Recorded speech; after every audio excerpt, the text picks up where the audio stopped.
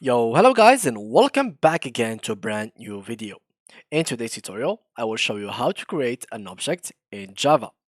So, first of all guys, I'm not going to use any programming languages, but to show you, or programming software I mean, but I will use ChatGPT in order to show you how. So, first of all guys, I will need you to go ahead and open your browser or your programming softwares, and there, look and follow me in this tutorial. Now, I will go and open ChatGPT through OpenAI, and then I will click on the top of the website.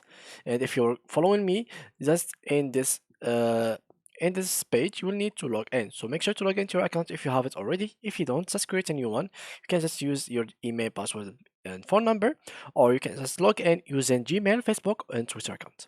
Now we are here, so let's have the AI write me a script of an object in Java.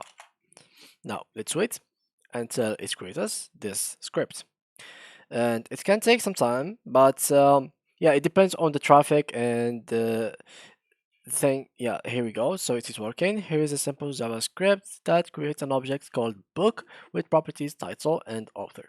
So this is how you can create actually an object: public class book, string title, string author. So public book string book title string book author, title book equals to book title, and author equals to book author.